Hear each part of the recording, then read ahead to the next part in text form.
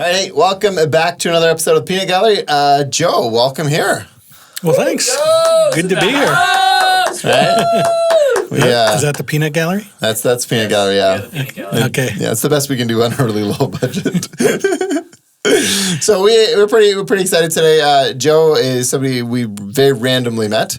We went up north on a project. What do you call it? Not a missions trip, but we went up to Timmins with a crew called Team Rubicon to help out with immunizations in Timmins when they were going through all their stuff. And so we ended up meeting up there. Yeah. Up in Timmins and connected. So one of the things I want to make sure we're gonna tag this in there this morning before we recorded this. You spoke at our church and shared a large part of your story. And so some of the stuff we're gonna kind of skim over. Right. But check back there. Well worth your time. Well, significantly better than me, according to my kids. So whatever. It hurt.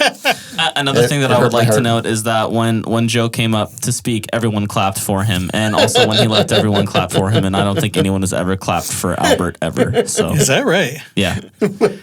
This podcast sucks. Maybe they were just happy to see me go after I finished. I don't think so. So anyways, it was incredible. So I want to make sure you guys tune in on that. We're talking about something that I don't think a lot of us really have talked about. That's why we're pretty excited that you're willing to come in and talk to us. So to give them a backdrop, talk to us a little bit about your story. Who is Joe? And then we'll start going from there. Well, I think, I'm Joe. I'm from Toronto. Youngest of 11 First Nations folks, Chippawa of the Thames. My father is from Chippawa of the Thames. My mother's from Christian Island, Ojibwe. And so I take my lineage from my father. So a lot of people, it's always a dicey question. They're always like, so what tribe are you or whatever? And I think, one of the political correct things these days is just to ask people what their nationality is. So I think, so what's your nationality? And they'll probably tell you like Chippewa or Ojibwe or Cree or wherever they're from. That's kind of how they're dealing. And I think that, there are certain ways, I think, in which Indigenous folk will identify themselves. They will identify themselves with their connection to the land. So although, like, for myself, I live in Toronto, but really my connection to the land is the Chippewa of the Thames. So that's kind of that's kind of my kind of connection historically, and where I would kind of gravitate to, I think, maybe spiritually as well. So that's one of those kind of things that maybe it's another culture. I think it's probably in other cultures, but it's just one of those things that we like to. So when you hear an Indigenous person introduce themselves, they'll usually tell you the land of their ancestry or something like that. So yeah. So other than that, I've been working in Toronto for years, doing all kinds of work with churches and not-for-profits, and more recently have kind of gone into consulting and doing that kind of business practice, but always kind of around Indigenous issues. So presently I'm working with a consulting company and doing helping to train, different police services, mostly special constables around Indigenous issues. And you know what? I think that there's a lot of movement towards that in terms of people just wanting to know. And it's not kind of oh, you're the bad guys and this is what you did wrong. But it's just a lot of people just want to know. And I think that there has been a lack of education kind of around who Indigenous folk are in terms of the Canadian fabric. I mean, there's all kinds of issues that kind of go on, and they rear their heads from time to time. I mean, a number of years ago, there was the whole murdered and missing women that was seemed to be in the news, and how many thousands I think it was over 1,000 have kind of disappeared from Canada and not heard of again. And so there was what's happened to them. How do we grieve that? How do we kind of look into that? And then with the Truth and Reconciliation stuff coming out, and that was years of a lot of folk just telling their stories and doing research into kind of, again, the history of First Nations people in relationship to the Canadian society. And then probably the more recent kind of bubble, if I can call it that, is the the graves of children from residential schools who, some of them never returned from the residential schools, weren't able to go back, and they were just some put in mass graves and that type of thing. Right. So these are all very concerning things, I think. Right. But I think part of the education has to go and for us to understand why that happened. Well, I was going to say, because one of the things that we see in culture is I think people are sick of seeing people suffer. And so there's a lot of anger about a lot of issues, but it seems like that's where it ends with a lot of it. So we see those numbers and we see that. But for somebody like me who, again, this isn't my story. I didn't grow up with that. I mean, I've heard the term residential schools. You've seen some stats and stuff, but it's not my story. And so then it's almost, I find difficult sometimes because you're angry. You just don't even know. I don't know who to blame, whether it's conservative government, federal, whatever the party that's in. It seems like they're not doing anything, and so it's almost this like anxious. We want this to end, but nobody knows what to do. And I think that seems to be one of the overall arching. When I hear different comments and stuff, they're angry. They hate the suffering. Yeah. But the challenge is, it wasn't our story. We don't know for sure what to do. And so this morning you were sharing, let me ask you to share some of this again a little bit, but walk me through a little bit. Give me a short history of the residential schools. Like how in the world did a nation like ours, who seems like a great nation, how do we end up with something like this in our history? Well, here's the crazy thing is, like, on a global level, Canada is seen as one of the places to be. Right. It is like, if you go to other parts of the world, it's seen as a just place. A lot of people want to come here because it's seen as, a place where people are open-minded and you can explore who you are as a human being with relative freedom and all those kind of things. So it's kind of a weird place to be, but we have this history of that is probably more on the darker side in terms of who Canada is, and that is, there's this history that started with first contact and the relationship between Indigenous folk, the First Nations folk, and, for example, the British Crown during the Royal Proclamation of 1763, and there was all these other things where the relationship seemed to be a little bit different. They were, one of the things that was talked about in the Royal Proclamation was a nation-to-nation relationship. So they saw First Nations, so whatever nation was, multiple nations. They weren't all one nation, but there was multiple nations. So Chippawa or Ojibwe or Cree or whoever, you get out, you get out to the west and there's different nations, and so there was looking to seek a different relationship between First Nations and those first coloners. I say that, and yet that's one view, and the other is that it still was pretty oppressive. But I think that there was probably more wiggle room for kind of the building of a relationship. I think as we move historically into, Confederation, and Canada is wanting to, John A. Macdonald is wanting to unify the country. That becomes his big goal, is to unify the country. And one of the ways that he's going to unify it is by rail connection, is so that there's a way to get people move people from one border to the other, way to move goods and services across the country. And so building a railway it seems like the normal thing, the best way to do it. But most of that rail land would have to go through Indigenous lands. And so instead of negotiating, they just started to reclaim the land. And also there one of the things that you do is, when you're kind of in that mode, is like you want to kind of get rid of the people. Right. So intentionally, so the idea was to take the Indigenous folk and make them assimilate into the dominant culture. Well, what's the best way to do that? So you take away their culture. So when you look at the residential schools, they took away songs, prayers, religious practices, cultural practices. Those are a little different. So like cutting the hair, making them only speak English, sing the Christian prayers at night and those type of things, as opposed to like praying to, the Creator. The crazy thing is, like, when you look at Indigenous culture, historical stuff, they're monotheistic. They weren't polytheistic. They worship one Creator, just as Jews and Muslims and Christians. They were a monotheistic. They didn't have multiple gods, so they came in and said, all your gods or the way you worship God is evil and satanic. So we got to take it out of you. We got to bring you into the church. You got to learn new ways, cut your hair, go to service, sit and take communion, and all these things that were really the practices of a foreign religion. So that was part of the way, and the church was kind of the vehicle in which the government used to assimilate Indigenous folk.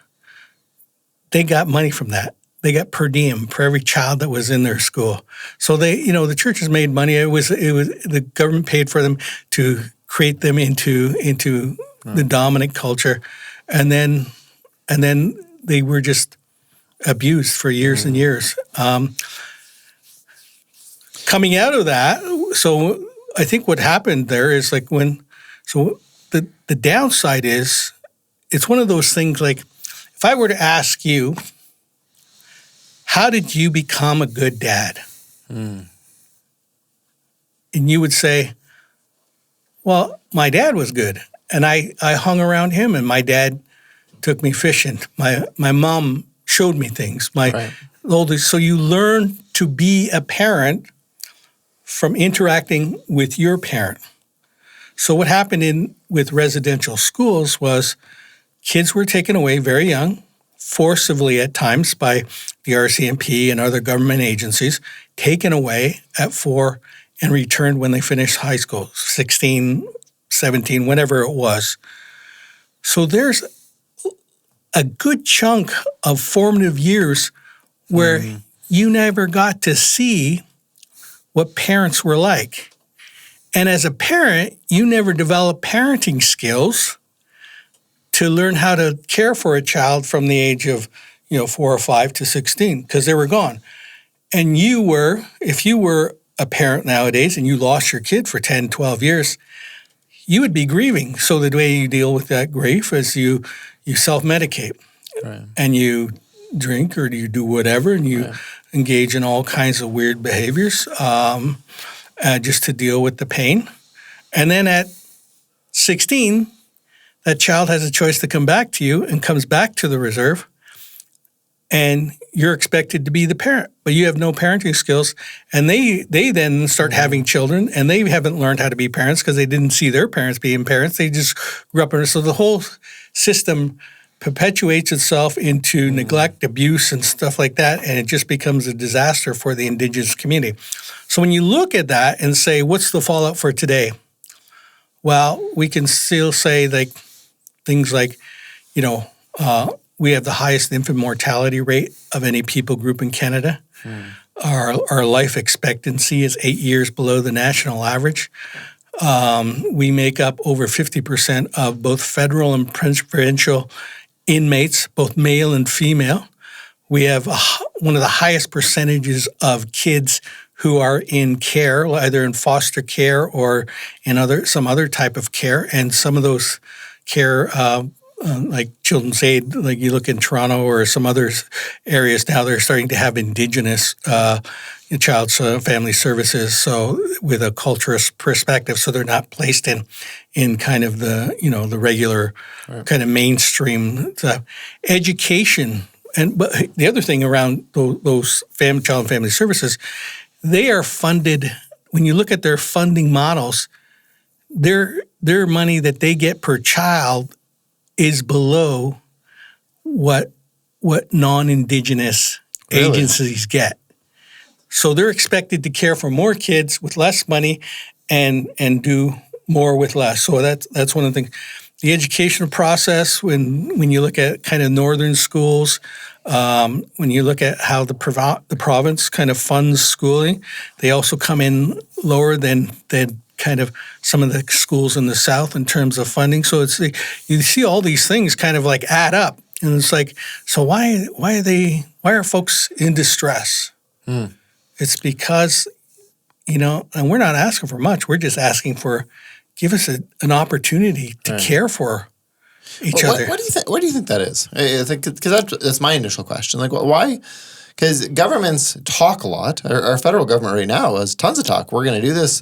The Truth and Reconciliation. Like, there's lots of things that they were told to do, but it seems like all governments at some point kind of just don't do it. What is that? Why would they fund you less? Why would they choose not to? Like when we were up north, there's still reserves without drinking water. Like this is craziness. But why are we still there? What do you think? I think it really comes down to a lack of will on government kind of efforts. I mean, here's the thing: is like Canada has the ability. If there was a natural disaster in some foreign country, we could have DART teams on the ground within 48 hours, providing water and food and aid and stuff like that. And yet, there are hundreds of communities in Northern Ontario that still have to boil their water. It's like there is almost a political lack of will to solve these problems. Right. And I think it kind of falls into the realm. I mean, if you were to say it, it's like, do the votes come from there? Is it systemic racism? I think that it's a combination of a bunch of stuff, and like we've heard apologies from the Conservative. We've heard apologies from the Liberals, and we've heard all these promises, we're going to do this and we're going to do that. But I think when it comes down to the political will, it just isn't there. And I think like any kind of, not just with Indigenous people, I think it really comes down to money. Nobody wants to pay for it. We could solve all the world's problems if people would just give money. But we just everybody wants. There's only so many tax dollars, right. And there's only so much that can go around. But I think like here's a whole people group that are Canada's First Nations people who were promised things, who none of that exists. And there is when you talk about immigration coming here, people immigrating here, there's a Canadian dream that they're buying into. Mm-hmm. And the sad part is that a lot of Indigenous communities will never kind of understand or embrace or apprehend what that Canadian dream is because they're still living in poverty and they're still dying, or they're living, when you get into some of the northern reserves, there's still like multiple families living in an inadequate housing.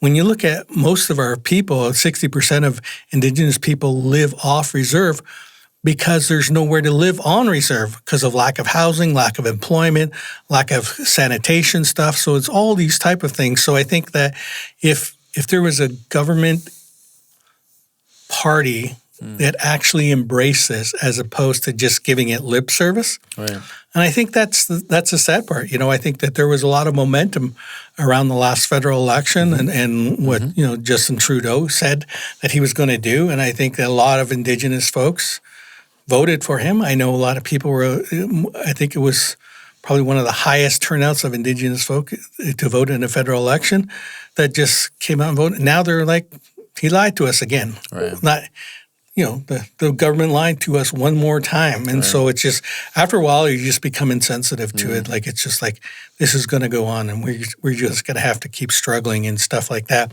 And there are certain politicians who have like taken it on as a cause. Like you look at Charlie Angus in the North, he's always in the news. He's been a champion of Indigenous people for years and years, but he's one lone voice. There are others, but they're not there. Or you look at what happens to Indigenous people who serve in the federal government. They get railroaded pretty quick, or they leave. You look at that one young politician who said like she resigned from Parliament because she got tired of being searched by security every time she came to the Parliament buildings and stuff like that. So you think like, here's an elected member of federal government who's like being treated like this is kind of out and out racism and that type of stuff. So I think about all those things and I think, wow, I don't know. I don't know if it's going to change. Well, and one of the things that frustrated me, because I'm learning about this, like I say, and one of our challenges has honestly been because there has been so much suffering on the world you're trying to keep up with. There's so many elements of racism. There's so many different people who are suffering. And so this one is, I'm learning a lot over the last year. One of the things that blows my mind is the fact that while we are absolutely screaming about residential schools, my generation still seems to be completely okay with your current suffering. And I do not understand how we are. I mean, we want the church nailed. We want everyone, crucified for what they did in the residential schools. And by the sounds of everything, somebody should be getting charged. I don't understand how that hasn't happened. But we're all still sitting here while there's natives still suffering, still struggling. And it seems like like you say, there is no willpower. There's enough to make a post that says every child matters, but are not enough to do anything to ensure that every child matters. Right, yeah. And it's a very frustrating thing to watch, especially when it should be. Those that we elect should actually be doing this. Like they were literally, Liberals were given that mandate to go do this. That's why we voted for you. You should be doing this. Why aren't you doing this? And I'm not even going to make it about Liberals because Conservatives have had lots of opportunities. Yeah. This is not a one-party thing. But that's, from my end, it's frustrating because my generation, we seem very critical of the past. But I think the future is going to look back at us and go, but then what did you do? And we're going to be like, well, nothing. We complained about the ones in the 50s. Like, it's frustrating to me. And I hope that changes because I certainly don't hope that our legacy is that in 50 years they're going to say, well, nothing did change. Because something needs to change. This is not right. It's not fair. I think one of the things that, like when Justice St. Clair finally presented the Truth and Reconciliation document at the end, I think one of his closing thoughts were that this may be a document not for this generation. Mm-hmm.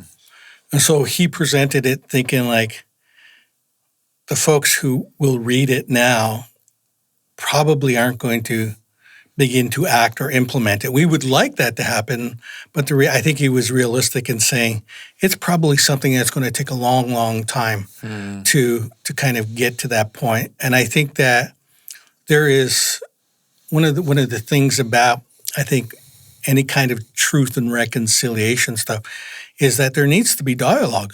Right. And that, because I think your position is probably like a lot of other Canadians. It's like they're just not aware. Right.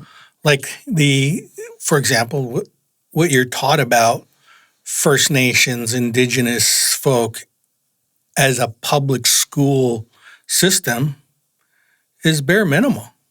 And maybe some of it isn't even true.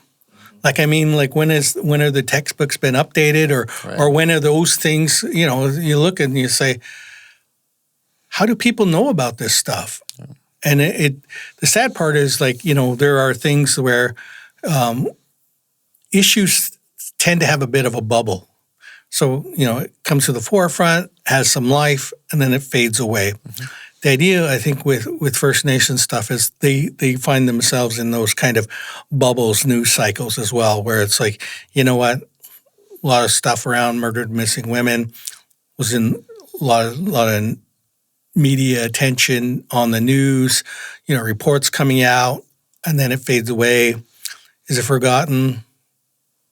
Not by everybody, but by a vast number of Canadians.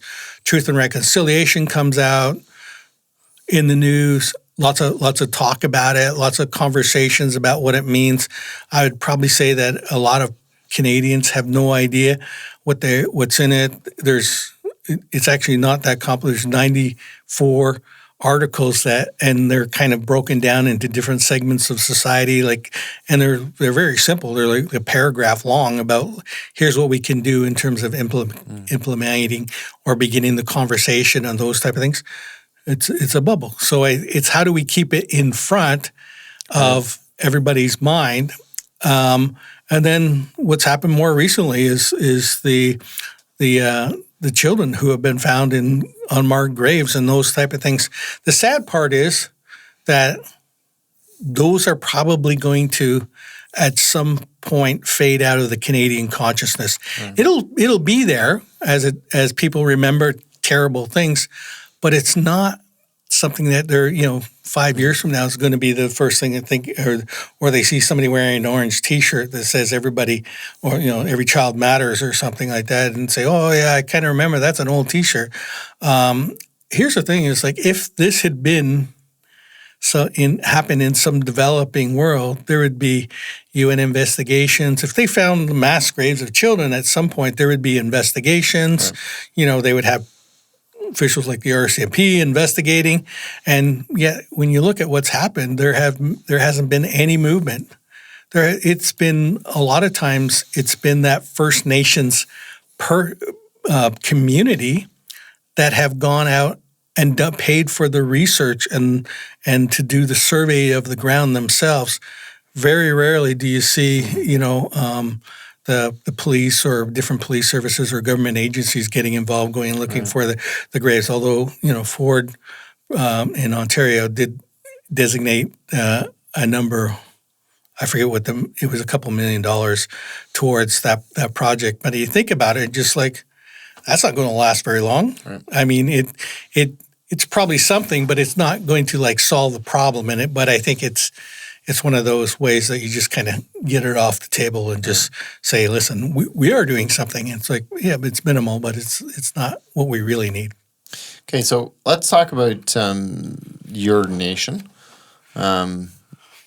What's that like? Because we hear a lot about the reserves. You hear words like treaty.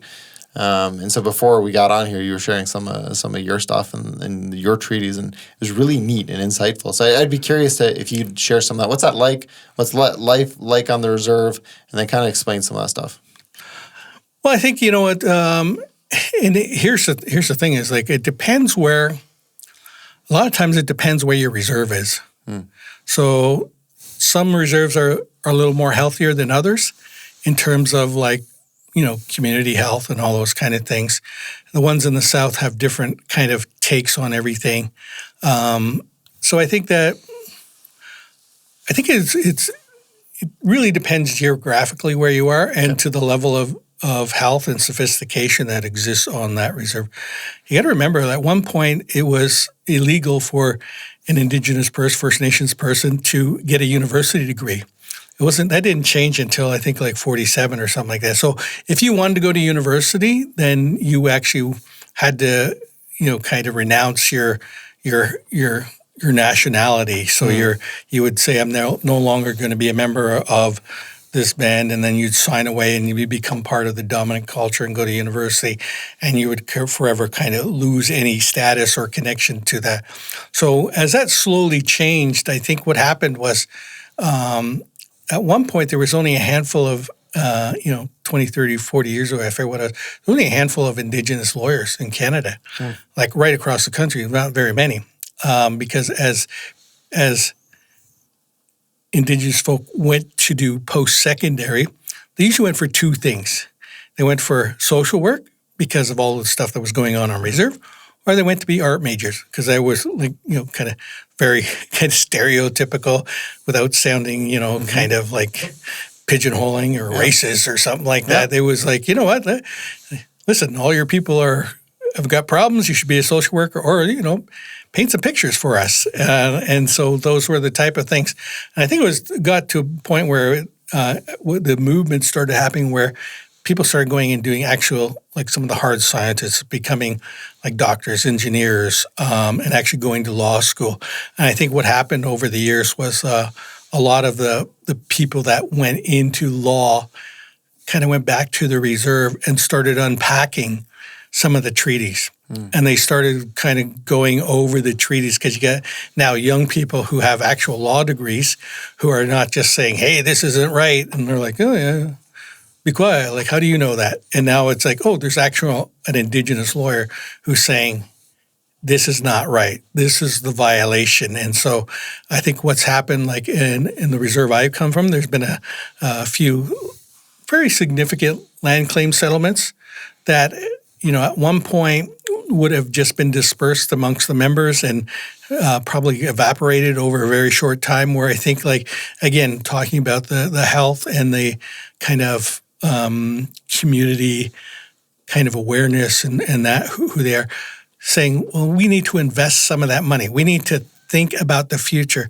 And I think that's a significant change because one of the things that happens if you don't know you have a future, then there's no need to plan for the future. Right. So if you get a large settlement from the government, $100 million, whatever it is, if you don't have a plan for the future, then you're not going to invest it. Yeah. So I think one of the things that happened in my community is that there's a certain level of health. Am I saying we're there? Probably not. We got a long ways to go, but we're probably healthier than some folks in other parts of Canada. And so they reinvested some of that money. All the band members got a certain portion of money to settle some bills and just kind of help you out for a bit. But the reality was the long game was we realized that the federal government's probably going to start diminishing and taking back some of the money that they have designated for education to Indigenous people who do post-secondary education. That's probably going to dwindle away at some point. So in our community, they set up an education fund. So right now, combined between what the feds gov and what we got, we can make sure that our young people are going to have access to post-secondary education. Awesome. The other thing they did was they invested some money to take care of seniors, so that if a senior, if one of our community members reaches that 65, hitting retirement, got all the federal kind of pensions and that they're entitled to, that they can still apply to our band and still get that topped up so that they're not living in a kind of level of poverty. So those are fairly significant things, as well as some other kind of investments around, creating a future for our community. So I think that those are really important things, because I think those things really kind of suggest that they're looking towards the future, right, which says that maybe there's part of our people that are now thinking about, where are we in 10, 15 years? Or where are we when we're gone? Right. What's the legacy we leave for our children? Which really kind of, when you look at the 7 generations teachings with Indigenous folks, it's so we need to build for the generations yet to come. Right. So we're learning from our grandparents and our parents and us and our kids, but we also need to build a society for my grandkids that haven't come yet, or my great-grandkids that aren't here yet. We don't know who they are, right, but we need to create a society for them based on who we are. I think of that, and I think of just the resilience of so many Indigenous folk. I think of myself in one sense. My parents were both survivors of residential school, and that was the legacy of their life, a devastating legacy. Lots of struggles, alcoholism, all this kind of stuff that just very tragic stuff. Lost their kids. My brothers and sisters all ended up in foster care. We were part of that 60s scoop type thing where we ended up being raised by non-Indigenous folk. And then when you look at my generation, so folk who had been part of that 60s scoop, now we're having kids, and my kids didn't end up in foster care. We're really the people of my generation. So I'm 60 this year. We're the first generation in all the generations since the beginning of residential schools that are raising their kids that didn't end up in foster care, or the majority of them didn't. Wow. My kids, they're growing up with an identity that's far more solid about who they are as Indigenous folk than I ever did at their age. And I say that, my daughter, she embraces that Indigenous culture. She's a beater. She lives a traditional lifestyle.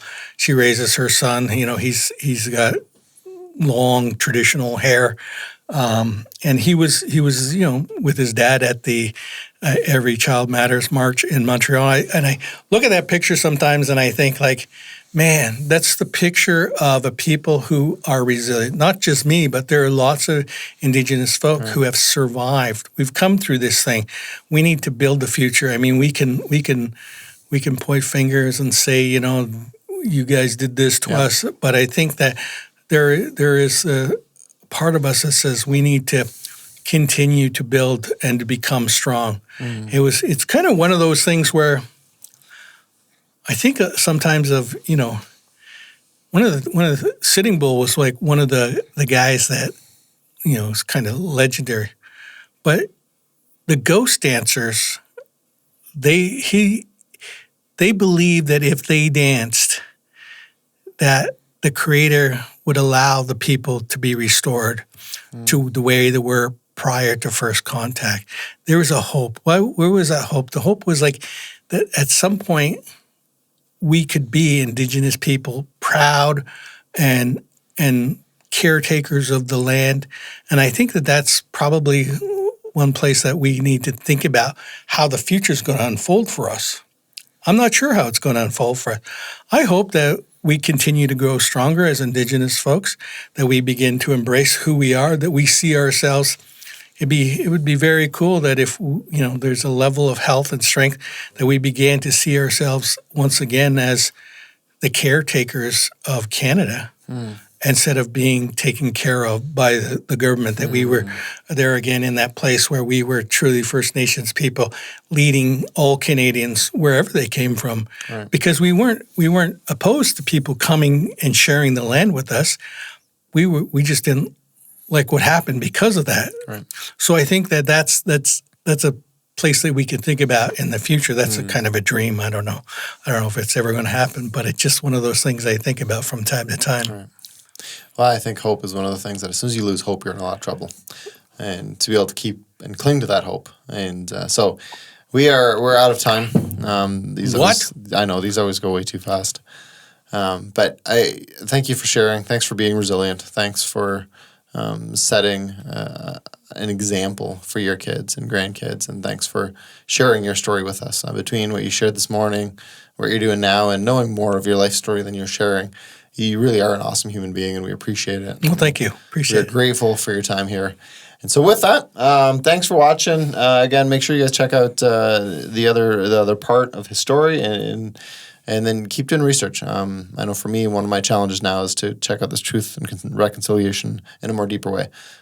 We looked at it and we've talked about it, but I think maybe it's time for us to quit pointing the finger and stand up a little bit as well. And so thanks for that inspiration. Thank you. Thanks for being. All right, we'll see you.